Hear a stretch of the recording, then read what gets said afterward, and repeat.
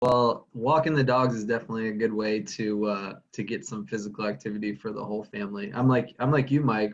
We took them as much as possible before all of this went down, and now I take them every day and sometimes twice a day just to get out of the house for a little bit, Mhm. because it's good for the or at least the small one. The big guy doesn't need that much, but the husky needs all the playtime she can get. So yeah, that's good for everybody. We've noticed that these two are pretty high energy, and if we don't spend some energy with them first thing in the morning, it's a pretty Mhm. hectic day on the, trying to get stuff done. And if you shut them out of the room, then they're outside crying. So we found that at least starting the morning off with the walk, it helps them. It helps me too. Heck yeah, that's good for everybody. Get out in nature a Yes. little bit, get moving. Absolutely, How for about sure. an official welcome?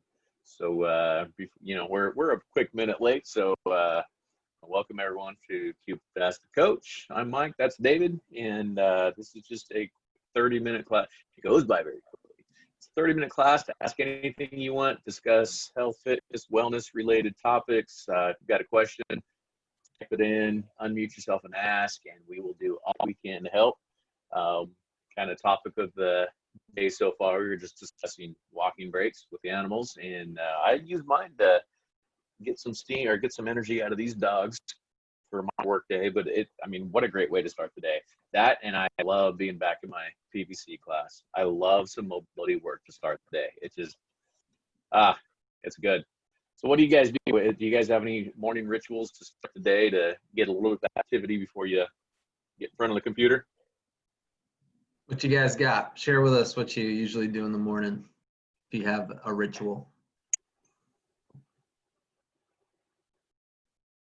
Any takers? I like having my morning classes too. I can when I have stretch or PVC or something like that early in the morning.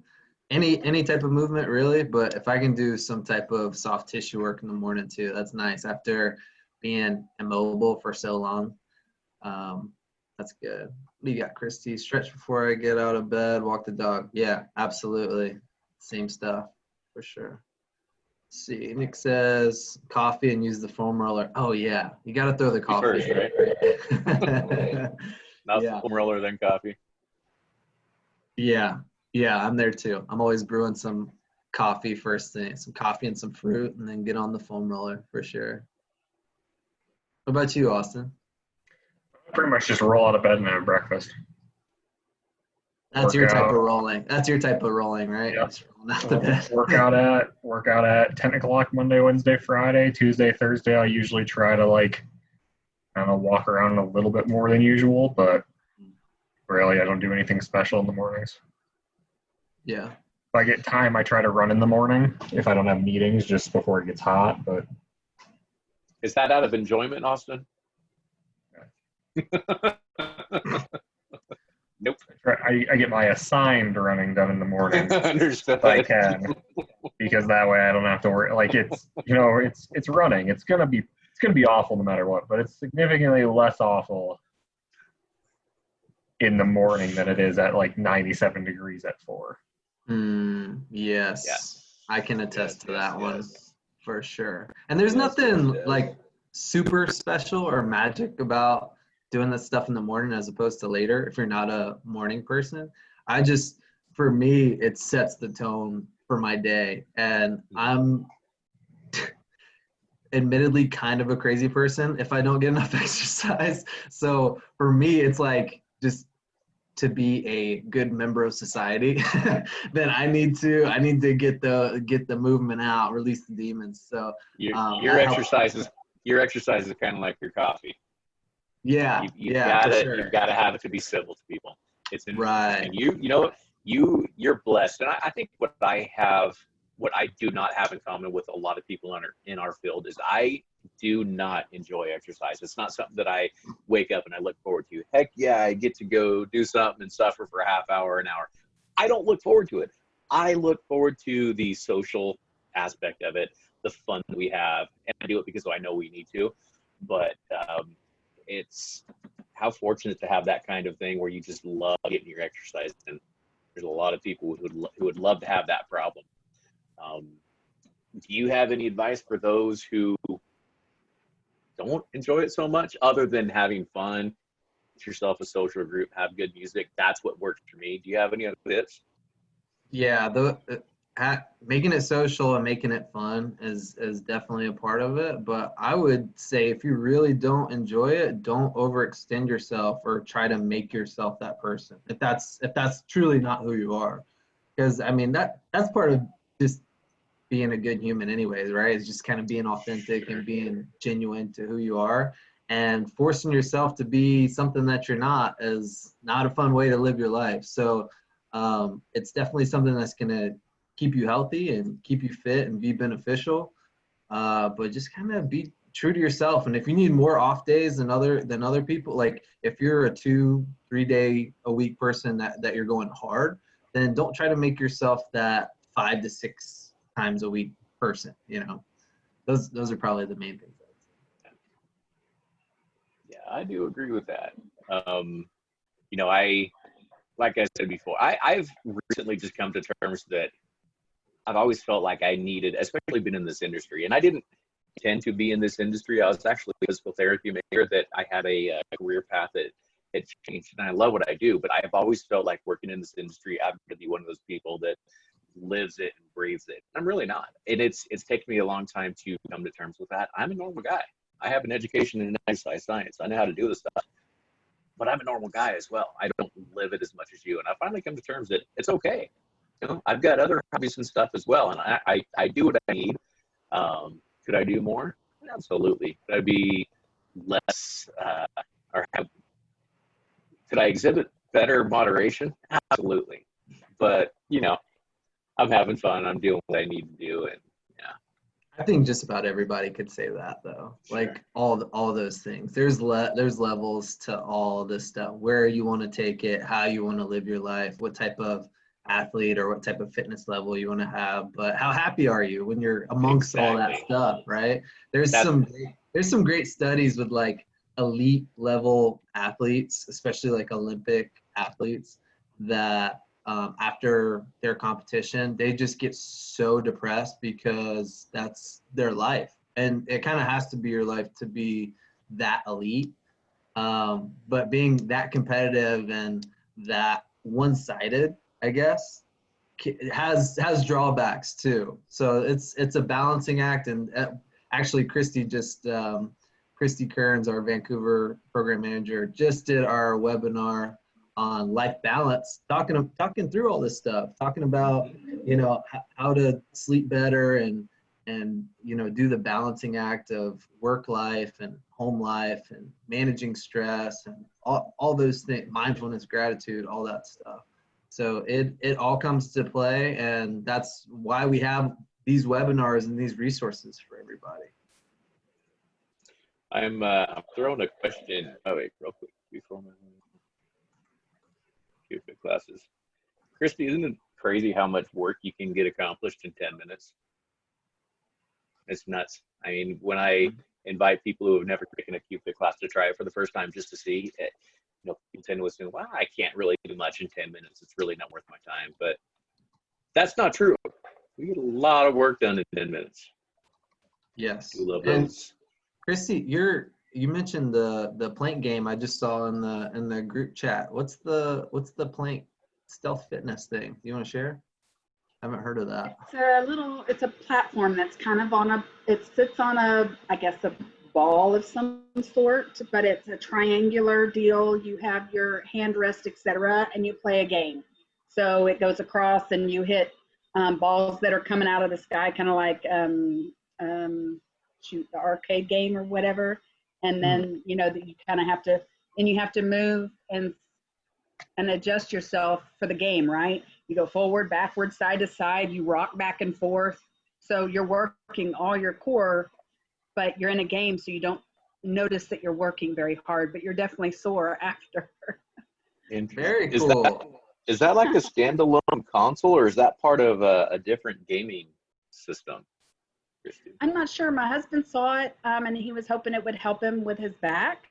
Mm-hmm. So, and he was doing like a minute or minute and a half planks and with 3 minutes already, because you're not focusing on the time, right? You're actually working and trying to do something. So you're tilting yourself sideways, forward, back, and, you know, you do it in a circular pattern, whatever. It depends on what game and what level, right? Because then it unlocks different levels as you get better. So Again, making things fun, right? Yeah. And kind of tricking yourself is okay sometimes. If you're not one of those people that's enjoying whatever cardio you're doing, like the elliptical or your walk or whatever it is, turn on podcasts, turn on something, and tune into that. Don't think about the exercise. Cool. Thanks for sharing. Going back to what David had said once, talking about sleep, I'm going to throw a scientific study in. Oops. How many hours, and I'm putting mine, I keep pushing the wrong button. How many hours do you all get of sleep per night average? I'm putting mine at 8+. I like 8.5 to 9. Where are we at? You can just throw it in the chat box.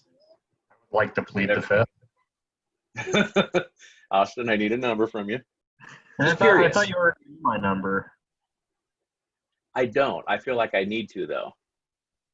I probably average 5 to 6. Okay.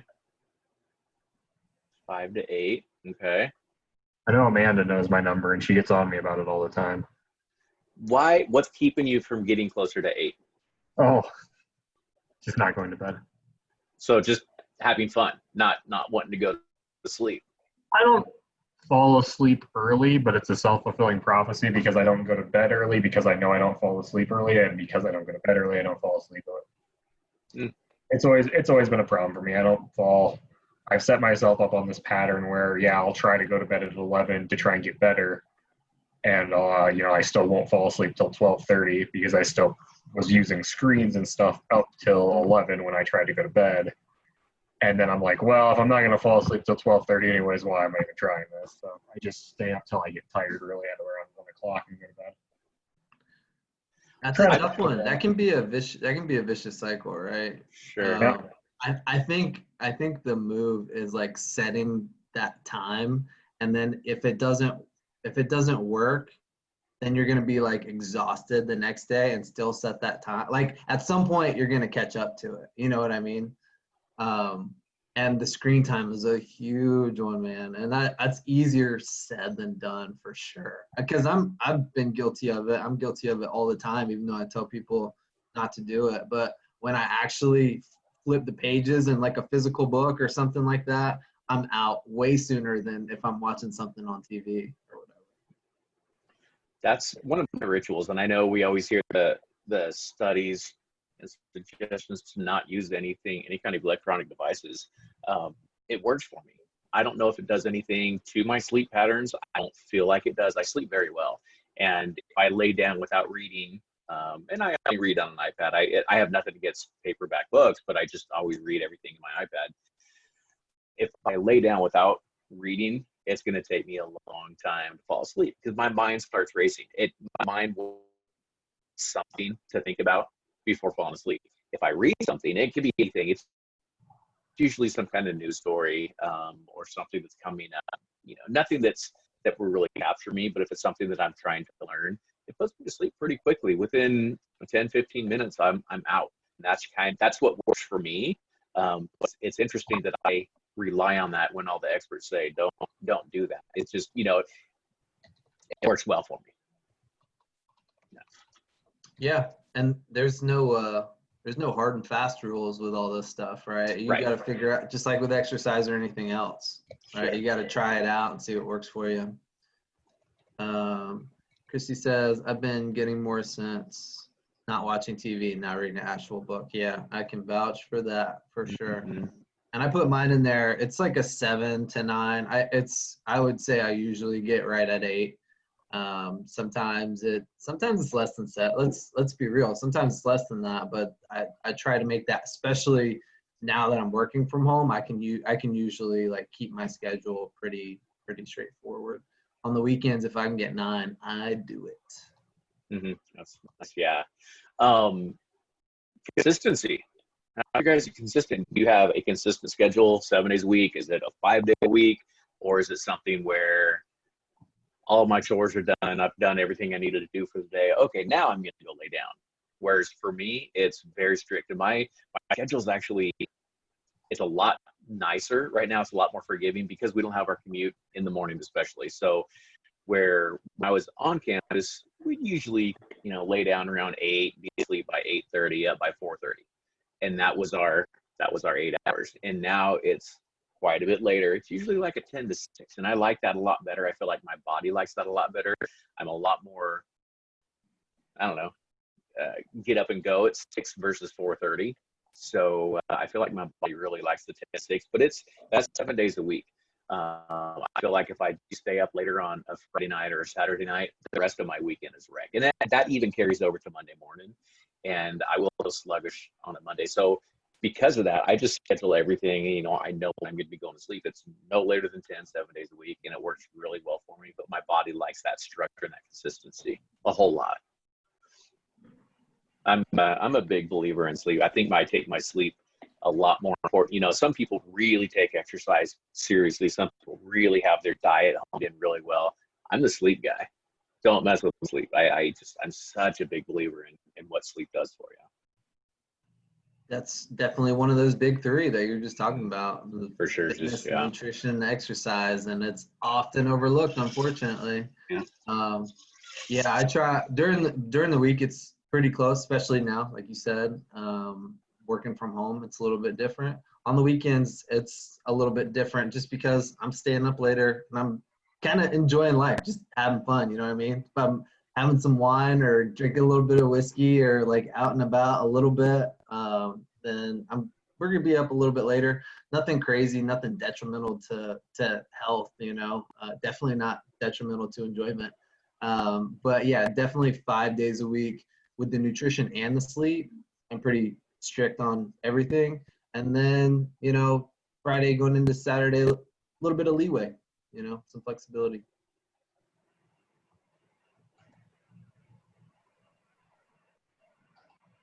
Good topic. Anyone else have any questions or anything? I do have another topic we can discuss here, but I just want to open it up and make sure we're done with this one. If we're not, we can continue on. Bring it. All right. Anyone else on the call right now have kids? Show of hands. I do not. Does anyone have kiddos? Silence. I think no kids. So what I wanted to discuss was the controversy around kids and exercise. Kids should kids exercise? Should they not? What about all the stress it puts on your bones? But is it really activity and is it playtime? So David, what's your thoughts on kids exercising?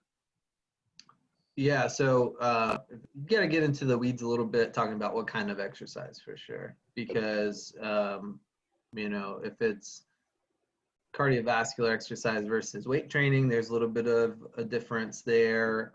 I think it's great for young people to learn how to move through space correctly and to use their body correctly. That's why things like gymnastics and stuff like that is so great for little kids. And then where you get some of the kind of misunderstanding, I think, is the weight training portion of it, because I don't think it's a good idea for little kids to be like doing powerlifting or like trying to get jacked, do bodybuilding or something like that. That makes absolutely no sense at all. And I know there's some sensitivity to like people thinking that it might affect growth plates or might stunt growth and stuff like that.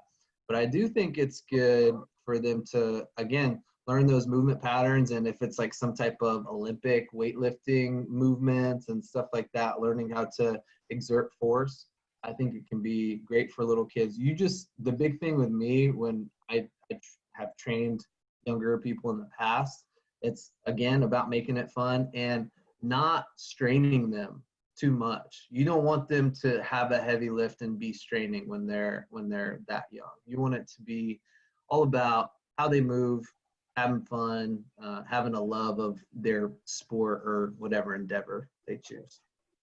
What do you think, Mike? Yeah, well, first and foremost, I love what it does, what it puts into a kid's mind, that exercise is a good thing. And that's something that I did not have growing up. My parents were sedentary growing up, so I wasn't brought up in a sedentary life, but there was no structure. There was exercise wasn't part of our daily life. It was just, I'd go out and I'd play and I'd ride my bike or whatever. But in terms of actually going to a gym, none of that started until late high school or college for me. So I had a really late start into it. I love that. I love when parents start incorporating, or at least having their kids hanging out with them, showing them, setting that example. Regarding resistance, if a kid wants to play, and this is all my opinion, if a kid wants to play, so be it. And I see no problem with, I going back to what David said. Okay, so I would load up a child with a heavy squat, but are squats good for kids? Absolutely. It's a very functional, it's humanly correct movement that our skeletons are made to move this way. And so when a child is going through just normal ranges of motion, that's fine. If you toss a kid a dumbbell and it weighs 10, or a medicine ball, it weighs 10 pounds, he's not going to hurt himself. He's developing these correct motor firing patterns in a anatomically correct movement pattern with a little bit extra weight. It's only a ball. It's a 10-pound ball, a 20-pound ball, whatever it is. I love that. What I don't love is overloading the child. If the 8-year-old kid's able to knock out squats with a 20-pound medicine ball perfectly, that's not an invitation to say, all right, we're going see that 135 bar over there, we're going to go do that. So that's kind of where I draw the line. Is it a functional movement where kid's having fun and he's moving correctly? Yes. Do you want to have a little more fun, give him a ball or give him a weighted bag and test him that way? Absolutely. So if it's kind of like fun time, exercise time, body weight time, give him a little bit of resistance, great, but not so much where it's going to have a detrimental effect on them. So yeah, there's a fine line between exercise and having fun, and I can be a little bit on the fun side than resistance side. Kind of my opinion. Yeah, and I think we've, just like all this stuff, we're continuing to learn and realize that it is okay. Like it makes me think about how people used to say that their kid's focusing on this one sport because they want to be good at this sport. And there's just like countless studies now that say if a kid is involved in multiple sports, in the long run, they're going to be a better athlete. There's so much evidence of that now. And then to go back to like the weight training too, it's like it wasn't that long ago when professional athletes didn't weight train because they didn't want to like bulk up or get slower or lose their form or anything like that. Now we know that sports performance is so huge. Having a V10 engine in the tank isn't going to slow you down. It's going to make you more powerful and make you better. So yeah, I think we're getting past a lot of those kind of things that we didn't understand. Yeah. Interesting in other countries how they kind of type the kid as they're growing up and put that kid in for sport the doctors think are going to be best for him. Pretty controversial, really controversial. But yeah, that's a real thing. And people are built differently. I was always told in growing up that when I got to college, we were studying anatomy, physiology, exercise physiology, joint movement. All of my professors swore I would have been an amazing swimmer because I'm so hypermobile. And if someone would have saw that at a young age, that could have helped me in my swimming career. But I think a kid needs to be able to pick out what they want to do as well. So, not to get controversial or open up that whole can of worms, but from a mindset standpoint too, though, right? You can burn out as a young teen if you do too much of one sport and you're not really enjoying it, or you're just overtraining at a young age. If you're not enjoying it, then why are you even doing it? Yeah.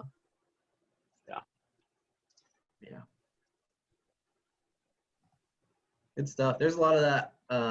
A lot of those kind of in the nutrition and supplemental world too, things that we're just learning now. Because I remember stuff like creatine monohydrate, stuff like that, or taking any type of supplementation at all. If you look back 20 years ago, even less really, people are like, oh, is that legal? Is that steroids? Is that going to mess up my hormones? Stuff like that. And now we know that, things like creatine is one of the safest, most effective things that you can use, and you can get it just about anywhere. Creatine and like whey protein, and maybe like a simple carb, are the best things that work as far as sports performance. So come a long way there too. Yeah, I find in this industry, there's always so much new research coming out that to stay relevant, you really need to keep up with all of the new findings. There's always new research out there. Yeah. Now I'm completely changing the subject, but you said stay relevant, and I want to see if anybody has heard about the Mike Tyson exhibition match that he. Yes. And Austin, you were very confused. Who's he? That's going on in September 12th. It's the day of my sister's wedding. That's why I can remember. Fight? Yeah. Who is he fighting? Roy Jones Jr. Whoa, that's Really? tough. It's gonna be interesting. Yeah, it was announced today. I mean, it's exhibitional. They're not gonna be out there to hurt each other. But Mike Tyson, I grew up watching that man, and I remember in I believe it was June 1988. I had saved my allowance money for so long to save up for that fight where he fought Michael Spinks. It was done in like 91 seconds. Seriously, They all were, months man. worth of allowance money for that. But this is true. Mike Tyson, I love that guy. I absolutely love that man. He's back. Yeah, yeah, great comment, Nick. He back. Yeah, that's scary. I'm sure they'll get some pay-per-views. There's people enticed by that. Mm-hmm. Sorry, I had to see if anybody had heard that. We only have a couple minutes left. Any other questions, comments, concerns, opinions? I like where you guys were going with the child workout thing, because I've definitely heard from different people like, oh, we're not going to let them play sports kind of thing. And I think that's way too far. Agreed. But there's a line where it's like overloading weights that there actually is like the growth plate risk and stuff too.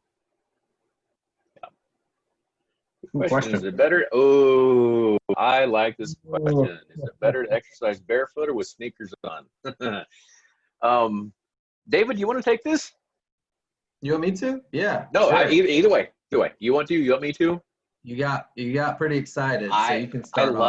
I love being barefoot, and that kind of.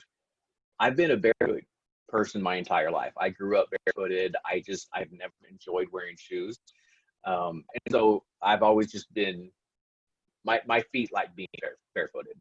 When I started in my career and I was learning how to do proper assessments on people I'm working with, I was taught to always start down at the feet and work my way up the entire chain. And so that has everyone I'm working with being barefooted. I'm barefooted. And there's just so much feedback that I get for myself when I'm exercising barefooted. There's so much stuff that I see in members who I'm training when they're barefooted that is overlooked when you're in shoes. So because of all that, I love being barefooted. I love what your feet and ankle tell you about how your body's working as a from a coach's perspective. As a participant or athlete or exerciser myself, I love being barefoot because I love the feedback that I like knowing what my body's doing. And when my feet are feeling the ground, I know exactly where I'm at. I know I feel a lot more stable. I feel unstable in shoes because there's just that uncertainty. What's my foot doing? Am I completely flat? Am I grasping the ground as much as I can with my toe? There's so many questions that I'm unsure of until I'm barefooted. So that's just my personal opinion. For me, I love being barefooted. I love training barefooted. I love coaching barefooted. At the same time, if your feet aren't up to par, if they're not ready for it, and you if you've been an avid shoe wearer your entire life, you take the shoes off because you want to start doing everything barefooted, it's going to be a rough position because you're all those intrinsic small little muscles on the sole of your foot, they're not as strong as they should be to eliminate those shoes. So that's something you need to start breaking yourself into slowly. But that's just kind of my perspective and my belief on it. David, you got anything? Yeah. So the big thing that I agree with what Mike said, and the big thing, and I see Christy's comment about cramping with certain movements too. You got to slowly work yourself to the point where you can do that, especially if you've been wearing shoes while you work out. I mean, most of your life.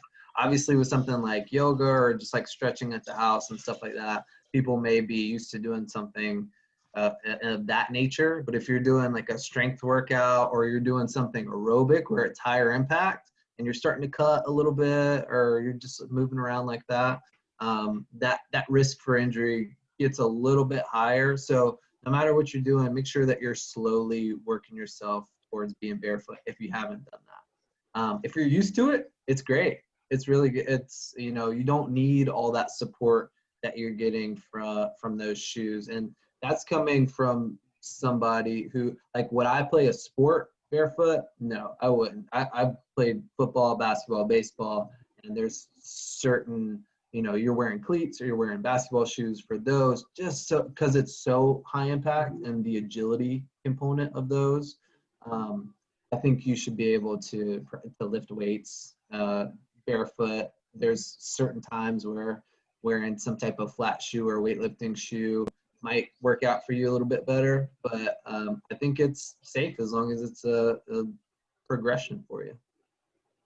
Yeah, and the same thing for you, Christy, if you're cramping up a little bit right now, just kind of maybe do a set or two barefoot and work your way through it. And then also use that lacrosse ball that you use for release, for those release techniques. Use them in your foot and ankle and lower leg, because again, it's people don't think about often, but you can really give yourself a lot of relief. You are Great welcome. question. I love that question. And question to you: do you have any preference? Are you a barefoot exerciser? Do you wear shoes when you're exercising at home? Do you have a preference? No, yeah, no preference. I'm the same way. Yeah, you don't catch me in shoes, especially when I'm at home. You're not going to catch me in shoes. Yeah, maybe it's better to unmute. Yes, so actually recently after coronavirus, since I started exercising more at home, I just started trying barefoot, and I was kind of concerned if I could hurt my joints or knees. So that's why I was asking. No, just, yeah, like we said, make sure you just kind of work your way into it. Did you find your feet getting abnormally sore after your first couple workouts? Mm-hmm. Pretty common, but no, I mean, think about it like this. Shoes have been around just a very small percentage of humans, you know, on this planet. We're designed, mm-hmm. our feet are made to be barefooted. The structure of your foot, skeletal structure of your foot, it enjoys letting your muscle do the job that shoes do. You know, mm-hmm. shoes are there to you know, keep me from stepping on thorns and stuff, and that's about it for me. Yeah, good advice. Thank you. Yeah, and good point, Christy. Yeah, if you have plantar fasciitis or something like that, that's a special case where, you know, different types of soles or different type of shoes, you definitely want some type of support. Another thing that we've talked about before that's really overlooked is gripping the ground when you're doing a squat or a deadlift or a lunge or something like that. A lot of times people's lower leg, foot and entire lower leg is just off because those aren't the working muscles, right, for that movement. Turn them on, grip, you're gonna have some tension and torque down there, and you'll be like, oh, I'm so much more stable and so much stronger than I was without this cue. So something to keep in mind. Yeah. Perfect. Thank you. Yeah, no problem. Great stuff there, you guys. Yeah. Good questions, good conversation. we're a few minutes over, but that's okay. But that's it for the week. We look forward to seeing you all back here on Tuesday, and come loaded with some questions. If you guys have any, make sure you write them down. I forget stuff over the weekend, so I got to write stuff down. If you think of a question or anything, feel free to write it down. Email us. That's another option. Email myself or David, and we'll be able to answer it for you next time, or just join us and unmute yourself and join that way, or ask that way. Other than that, everyone have a great afternoon, and we'll see you next Tuesday. Thanks, guys. Have an awesome weekend. Take care.